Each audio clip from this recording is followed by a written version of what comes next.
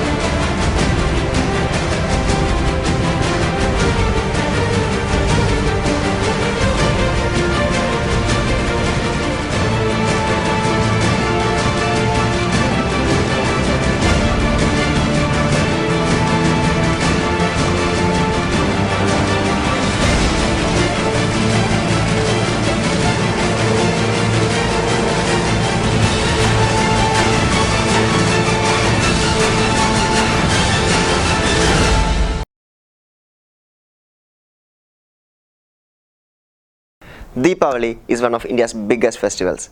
Deepavali is a festival of lights and we celebrate it with joy. Come, let's see how Deepavali is celebrated. Diwali is the festival of lights. It is one of the biggest and greatest festivals celebrated in India. The Hindi word for Diwali is a series of lamps. Deep means earthen lamps and Avali means row or series. Diwali is celebrated in honor of Sri Ramachandra. According to Hindu mythology, on this day, Lord Rama is believed to have returned to Ayodhya after 14 years of exile. During this exile period, he fought with the demons and the demon king Ravana, the powerful ruler of Lanka. After the return of Lord Rama, the people of Ayodhya lit diyas to welcome him and celebrate his victory. Since then, Diwali has been declared a triumph of good over evil.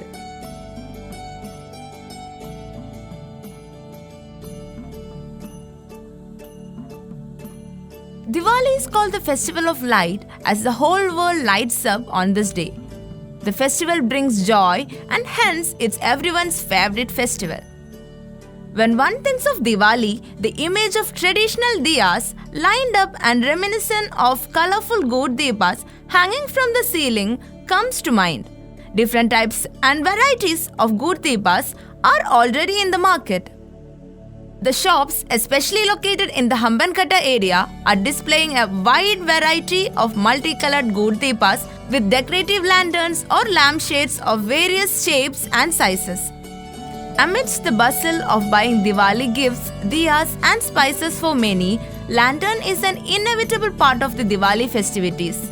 In keeping with the modern trend, paper and handmade good deepas have replaced plastic ones and those made in factories. During Diwali, we could find this little diyas is lit up from the run-up to the festival at every home. But do you know what they mean? Diyas are a symbol of goodness and purity, and lighting them up means dispelling darkness and allowing light.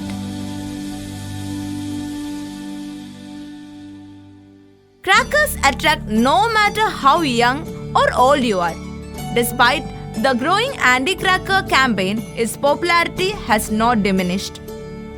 As the rocket flies to the heights and the colorful embers explode like a tent, people from the earth see the spectacular sight and the beauty falls on them.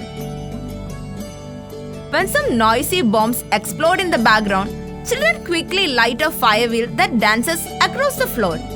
Every year, Diwali comes with all the sound and brightness. Eco-friendly and BB Alibi Road Indian Pataki, Green Pataki, China Pataki alla Indian Pataki, Sivagasi Tamil Nadu. Lollipop, Penta Sky, Visiting Chakra, Lowerport Super, Lowerport Giant, Rangila, Chakra, Lollipop, Butterfly, Visiting Chakra, Kit Kat, Fruity, Penta Sky, 7 Shots, Chatty, There are a variety of firecrackers that are attractive to look at.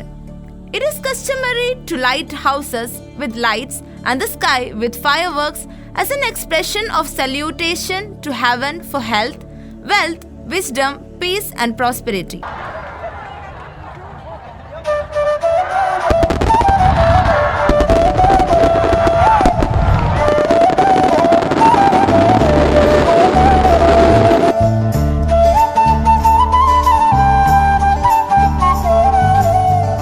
Diwali is not only the most eagerly awaited festival that brings light and happiness in our lives, but also provides sweetness. Diwali is also about the varieties of mouth-watering sweets we get in and around our cities of India. Diwali is a festival with countless oh so sweet moments to remember with our loved ones.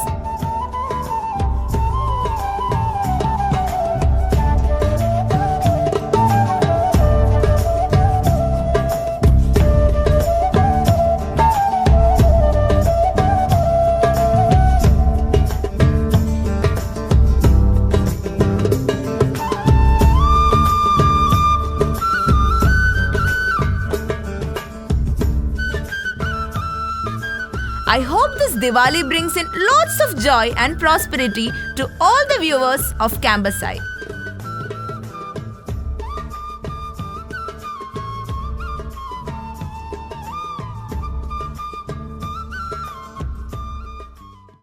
Today, we have with us Mr. C.S. Robert Michael D'Souza, probably one of the oldest person in Mangalore. He has celebrated his 107th birthday. Come, let's have a small chat with him. ಪ್ರಿಯ ವೀಕ್ಷಕರೇ, ಸಂತ Aloysius ಕಾಲೇಜಿನ campus I ಕಾರ್ಯಕ್ರಮಕ್ಕೆ ತಮಗೆಲ್ಲರಿಗೂ ಸ್ವಾಗತ. Age is just a number ಅಂತ ಹೇಳ್ತಾರೆ. ಅಂದರೆ ವಯಸ್ಸನ್ನೋದು ಒಂದು ಸಂಖ್ಯೆಯಷ್ಟೇ. ಸಾಧನೆಗೆ ಯಾವುದೇ ರೀತಿಯ ವಯಸ್ಸಿನ ಮಿತಿ ಇರುವುದಿಲ್ಲ. ಇದನ್ನು ನಂಬಿ ಬಾಳಿದವರು ತುಂಬ ಕೆಲವರು. ಆದರೆ ಇವತ್ತು ನಮ್ಮ ಜೊತೆಗೆ ಒಬ್ಬ ಶತಾಯುಷಿ ಇದ್ದಾರೆ, ಹಿರಿಯ ನಾಗರಿಕರಿದ್ದಾರೆ. ಅವರು 108 ವರ್ಷಗಳ ಕಾಲ ಬದುಕಿ ಬಾಳಿ ತೋರಿಸಿದವರು. ಹಾಗೆ ಅನೇಕ ರೀತಿಯಲ್ಲಿ ಅವರು ಸಾಧನೆಯನ್ನು ಮಾಡಿದ್ದಾರೆ. ಅವರ ಹೆಸರು ರಾಬರ್ಟ್ ಮೈಕಲ್ ಡಿಸೋಜಾ. ಇವರನ್ನು ಇಂದಿನ ಕಾರ್ಯಕ್ರಮಕ್ಕೆ ನಾವು ಸ್ವಾಗತಿಸುತ್ತೇವೆ. ಅವರ ಜೊತೆಗೆ ಅವರ ಜೀವನದಲ್ಲಿ ಇದ್ದಂಥ ಎಲ್ಲ ಏರುಪೇರುಗಳು, ಏರು ತಗ್ಗುಗಳು, ಸಾಧನೆಗಳು, ಯಶಸ್ಸು ಎಲ್ಲವನ್ನು ಅವರ ಜೊತೆ ನಾವು ಮಾತಾಡಲಿದ್ದೇವೆ. ಅವರನ್ನು ಈ ಕಾರ್ಯಕ್ರಮಕ್ಕೆ ಸ್ವಾಗತಿಸೋಣ. ಸರ್ ನಮಸ್ತೆ, ಕಾರ್ಯಕ್ರಮಕ್ಕೆ ಸ್ವಾಗತ. ನಮ್ಮ ಆರೋಗ್ಯ ತುಂಬ ಮುಖ್ಯ. ಆರೋಗ್ಯವನ್ನು ಕಾಪಾಡಬೇಕಾದ್ರೆ ಚೆನ್ನಾಗಿ ಊಟ ಮಾಡಬೇಕು, ಎಕ್ಸಸೈಸ್ ಮಾಡಬೇಕು. ಹಾಗೆ ಏನಾದರೂ ನೀವೇನಾದರೂ ಮಾಡ್ತಾ ಇದ್ದೀರಾ ಅಥವಾ ನಿಮ್ಮ ದಿನಚರಿ ಬಗ್ಗೆ ನೀವೇನಾದರೂ ಹೇಳ್ಬೋದಾ? ಬೆಳಿಗ್ಗೆ 5-6 ಗಂಟೆಗೆ ಹೇಳ್ತೀನಿ. ಚಹಾ ಎಲ್ಲ ಮಾಡ್ತೀನಿ. ಚಹಾ ಎಲ್ಲ ಕುಡಿದು ಮತ್ತೆ ಒಂದು 7 ಗಂಟೆಗೆ ದೇವ್ರದ್ದು ಪ್ರೋಗ್ರಾಮ್ ಇಡ್ತೀನಿ.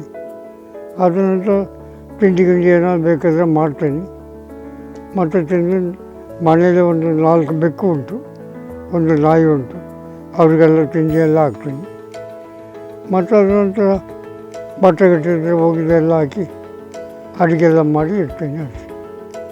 ಸರ್, ಈಗ ನಿಮ್ಮ ಬಾಲ್ಯದ ಬಗ್ಗೆ ಏನಾದರೂ ಹೇಳ್ಬೋದು? ಅಂದರೆ ನಿಮ್ಮ ತಂದೆ ತಾಯಿ, ನಿಮ್ಮ ಕುಟುಂಬ, ನಿಮ್ಮ ಬಾಲ್ಯದಲ್ಲಿ ನಡೆದಂಥ ಕೆಲವು ಘಟನೆಗಳು ಏನಾದರೂ ನೆನಪಿದ್ರೆ ಹೇಳ್ಬೋದಾ? ನಾನು ಅದು ಹೇಳಿದಲ್ಲ, 18 ವರ್ಷದಲ್ಲಿ ಮಿಲ್ಟ್ರಿಗೆ ಹೋದನು. ಅದ ನಂತರ 30 ವರ್ಷ ಮನೆಗೆ ಹೋಗಲಿಲ್ಲ. ಎಲ್ಲ ಕಡೆಯಲ್ಲಿ ಕೆಲಸ ಮಾಡ್ತಾಯಿದ್ದೆ. ಮಾಡಿ ಎಲ್ಲ ಇದಾಗಿ PWDನಲ್ಲಿ 37 ವರ್ಷ ಸರ್ವಿಸ್ ಮಾಡಿದೆ. ಇಲ್ಲಿ ಉದ್ಯಾವರ ಬ್ರಿಡ್ಜಿ, ಪಾವಂಜೆ ಬ್ರಿಡ್ಜಿ, ಕಲ್ಮಾಡಿ ಬ್ರಿಡ್ಜಿ, ಸಿದ್ದಘಟ್ಟ, ಎಲ್ಲ ಕಡೆ ಬ್ರಿಡ್ಜ್ ಎಲ್ಲಿ ಆಗ್ತದೆ ಅಲ್ಲೆಲ್ಲ ಕೆಲಸ ಮಾಡಿದೆ. ಉಳ್ಳಾಳ ಫಸ್ಟ್ ಬ್ರಿಡ್ಜ್ 60ನಲ್ಲಿ ಓಪನ್ ಆಗಿದ್ದು, ಕಂಪ್ಲೀಟ್ ಆಗಿ 1960ನಲ್ಲಿ ಓಪನ್ ಆಯಿತು. ಅದು ಮೇಂಟೆನೆನ್ಸ್ ಸರಿ ಮಾಡಲಿಲ್ಲ, ಆ ಬ್ರಿಡ್ಜ್ ಹೋಯಿತು. ನಮ್ಮ ತಂದೆ ತಾಯಿ, ನನ್ನ ಫಾದರು ಗ್ರೀಕ್ ವಂಶದವರು, ಚಾರ್ಲಿ ಶಾಮ್ ಗ್ರೀಕ್ ಅವರಿಲ್ಲ. ಅವರು ಕಾಕಿನಾಡ ಬ್ರಿಡ್ಜು ಇದೆಲ್ಲ ಆಗುವಾಗ ಅವರಿದ್ದರು. ಲಾಸ್ಟ್ ಅವರು ಬೇಗ ಎಕ್ಸ್ಪೈರ್ ಆದರು. ನಾವು 14 ಜನ ಮಕ್ಕಳು, ಎಲ್ಲ ಹೋದರು. 1-2-3 ಜನ ಇದ್ದಾರೆ, ಆಗ್ತಾ ಉಂಟು. ಎಂತ ಯಾವತ್ತು ಪರಮಾತ್ಮ ಕರೀತಾ ಹೋಗೋದು. ಅದು ಹಾಸ್ಪಿಟ್ಲಿಗೆ ಅಡ್ಮಿಟ್ ಆಗಿದ್ಮೇಲೆ ನಾವು ಆಗಬಾರ್ದು, ಪಟಕ ಸಾಯಬೇಕು. ಅದೊಂದು ದೇವರು ಮಾಡಿದರೆ ನನಗೆ ತುಂಬ ಒಳ್ಳೆಯದು. ನೀವು ಗಾಂಧೀಜಿಯನ್ನು ಭೇಟಿ ಆಗಿದ್ದೀರಾ? ಗಾಂಧೀಜಿ ಎಲ್ಲ ನಾನು ನೋಡಿದೆ. ಗಾಂಧೀಜಿ, ನೆಹರು, ಇಂದಿರಾ ಗಾಂಧಿ ಇವರೆಲ್ಲ. ಸ್ವಾತಂತ್ರ್ಯದ ಹೋರಾಟದಲ್ಲಿ ಏನಾದರೂ ಭಾಗಿಯಾಗಿದ್ದೀರಾ? ಇಲ್ಲ, ಅದು ಆಗಲಿಲ್ಲ. ಅದು ಸುಳ್ಳು ಹೇಳ್ಬಾರ್ದು, ನಾನು ಆಗಲಿಲ್ಲ. ಒಂದು ಮಹತ್ವದ ವಿಚಾರ ಏನಂದರೆ, ನಿಮ್ಮಲ್ಲಿ ಈಗ ಡ್ರೈವಿಂಗ್ ಲೈಸೆನ್ಸ್ ಇದೆ. ಡ್ರೈವಿಂಗ್ ಲೈಸೆನ್ಸ್ ಇನ್ನೂ ನಿಮ್ಮಲ್ಲಿ ಇದೆ. ಆದರೆ ಈ ಡ್ರೈವಿಂಗ್ ಲೈಸೆನ್ಸ್ ಯಾವಾಗ ನೀವು ಪಡ್ಕೊಂಡ್ರಿ? ಹೌದು, ನನಗೆ ಉಂಟು, ಲೈಸೆನ್ಸ್ ಉಂಟು. ಎಷ್ಟು ವರ್ಷದ ಪ್ರಾಯದಲ್ಲಿ ನೀವು? ನಾನು 18 ವಯಸ್ಸಿನಲ್ಲಿ ಲೈಸೆನ್ಸ್ ಆಗಿದೆ. ಅದ ನಂತರ ಎಲ್ಲ ಮೆಟ್ರಾಸ್ ಎಷ್ಟು ದೊಡ್ಡದಿತ್ತು, ಈಗ ಎಲ್ಲ ಹೋಗಿ ಎಲ್ಲ ಸಣ್ಣದಾಗಿದೆ. ಆವಾಗ ಲೈಸೆನ್ಸ್ ತಗೋಬೇಕಾದ್ರೆ ಏನೆಲ್ಲ ಕಷ್ಟ ಇತ್ತು? ಅಷ್ಟು ಈಸಿಯಾಗಿ ಸಿಗ್ತಾ ಇತ್ತು? ಲೈಸೆನ್ಸ್ ಟೆಸ್ಟ್ ಕೊಡಬೇಕಾದ್ರೆ ಇಲ್ಲಿ ಬಾವುಟಗುಡ್ಡೆ ಅಪ್ಪು ಉಂಟಲ್ಲ, ಅಲ್ಲಿ ಬಂದು ಬ್ರೇಕ್ ಹಾಕಬೇಕು. ಮೇಲೆ ಹತ್ಕೊಂಡು ಬರುವಾಗ ಅಲ್ಲಿಂದ ಬ್ರೇಕಿನ ಸ್ವಿಚ್ ಹೇಳ್ತಾರೆ, ಸ್ಟಾರ್ಟ್ ಮಾಡೋದು. 1 ಇಂಚು ನಿಮ್ಮ ಗಾಡಿಯಿಂದ ಹೋದರೆ ಫೈಲ್. ನಿಮ್ಮಲ್ಲಿ ಯಾವ ಥರದ ಕಾರುಗಳಿದ್ವು? ನಿಮ್ಮ ಸ್ವಂತ ಕಾರ್ ಇತ್ತ ನಿಮ್ಮ ಹತ್ರ? ಆಲ್ಟೋ ಗಾಡಿ ಇತ್ತು. ಮೊದಲದು ಆಲ್ಟೋ ಇಲ್ಲಲ್ಲ, ಮೊದಲದು ಇಲ್ಲಿ ಬಂದ ವ್ಯಾಕ್ಸಾಲು, ಆಸ್ಟ್ರೇನ್, PH ಇದೆಲ್ಲ ಇತ್ತು. ಈಗೆಲ್ಲ ಹೊಸ ಮಾಡಲಿ ಸರ್ ಕಾರ್ ಬಂದಿದೆ. ಅಂದರೆ ನೀವೀಗ ಡ್ರೈವಿಂಗ್ ಮಾಡ್ತಾ ಇಲ್ಲ, ಆದರೆ ನಿಮ್ಮಲ್ಲಿ ಡ್ರೈವಿಂಗ್ ಲೈಸೆನ್ಸ್ ಇದೆ. ಈಗಲೂ ಬೇಕಿಲ್ಲ ಡ್ರೈವಿಂಗ್ ಮಾಡ್ಬೋದು. ಯಾಕಂದರೆ ಇನ್ನೊಬ್ರಿಗೆ ಉತ್ತರ ಕೊಡಬಾರ್ದು. ನಮ್ಮ ಡಿಸ್ಟ್ರಿಕ್ಟ್ ಸರಿ ಇಲ್ಲ ಅಂದರೆ ಅವ್ರಿಗೆ ಗೊತ್ತಾಗ್ತದೆ. ಮೊನ್ನೆ ಒಂದು ಸಲ ಉಡುಪಿ ಹೋಗಿ ಬಂದೆ, ಬರೀ ನನ್ನ ದೋಸ್ತಿ ಗಾಡಿ ತಗೊಂಡು ಹೋಗಿ ಉಡುಪಿ ಮಣಿಪಾಲೆಲ್ಲ ಹೋಗಿ, ನನ್ನ ಮೊಮ್ಮಕ್ಕಳದ್ದು ಮಕ್ಕಳಿದ್ದಾರೆ, ನನ್ನ ಅಣ್ಣನ ಮಕ್ಕಳು ಅವ್ರು ಹೋಗಿ ನೋಡಿ ಮಾತಾಡಿ ಬಂದೆ.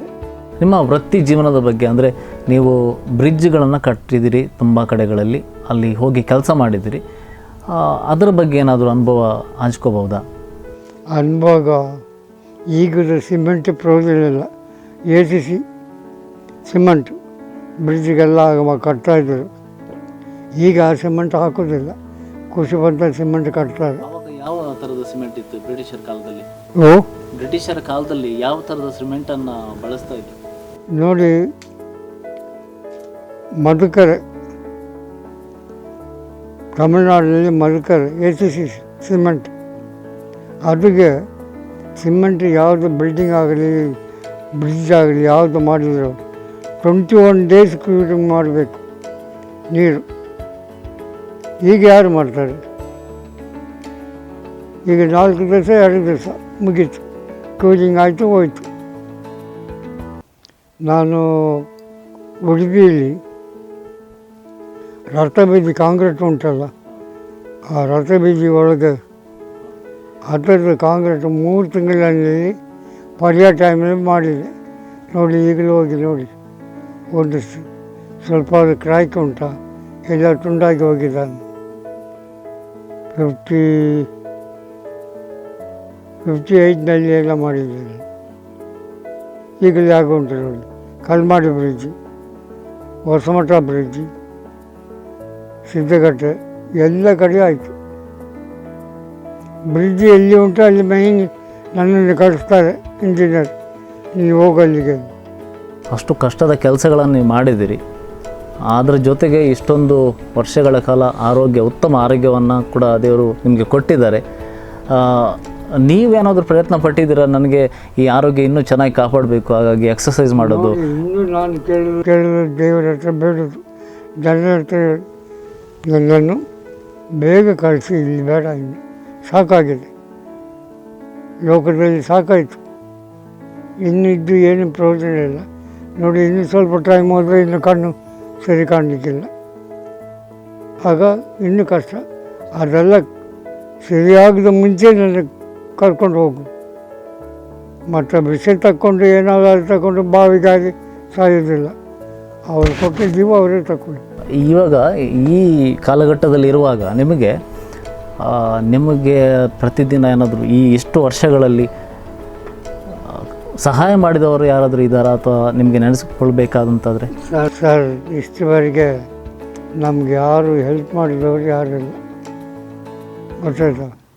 ಹೆಲ್ಪ್ ಮಾಡೋರು ನಾನು ಇದ್ದದೆಲ್ಲ ನಾನೇ ಎಲ್ಲ ಮುಗಿಸ್ಕೊಂಡು ಎಲ್ಲ ನಡೀತಾ ಇದ್ದೆ. ನನಗೀಗ 10 ಪೈಸೆ ಯಾರು ಕೊಡಲಿಕ್ಕಿಲ್ಲ, ಯಾರ ಹತ್ರ ಹೋಗಿ ಬೇಡಲಿಕ್ಕೆ ಹೋಗೋದಿಲ್ಲ. ಯಾರೋ ಕೊಟ್ಟರೆ ಆಗ್ಬೋದು, ಇಲ್ಲದ್ರೆ ಇಲ್ಲ. ಪೆನ್ಷನ್ ಸ್ವಲ್ಪ ಬರ್ತದೆ.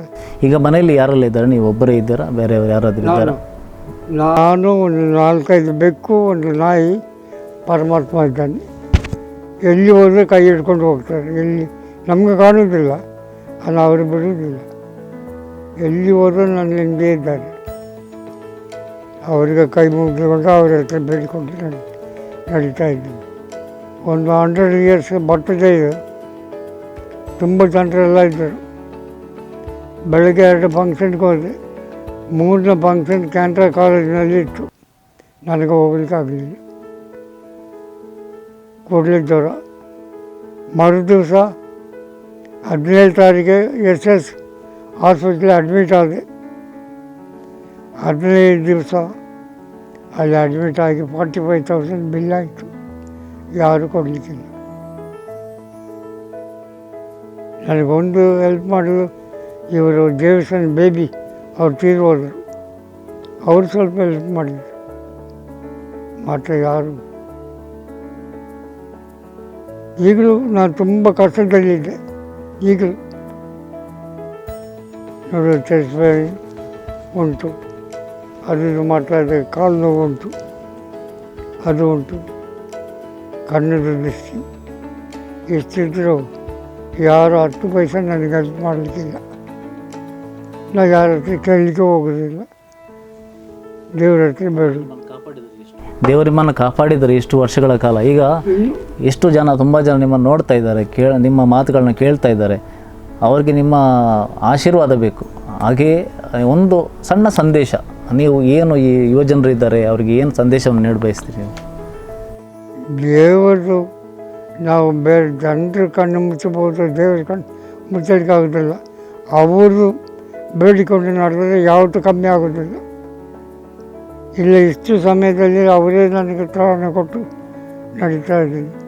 ಓಕೆ, ಸರಿ. ಹಾಗಾದರೆ ವೀಕ್ಷಕರೇ, ಇವತ್ತು ಶತಾಯುಷಿ ಶ್ರೀ ರಾಬರ್ಟ್ ಮೈಕಲ್ ಡಿಸೋಜಾ ಅವರು ನಮ್ಮ ಜೊತೆಗಿದ್ದರು.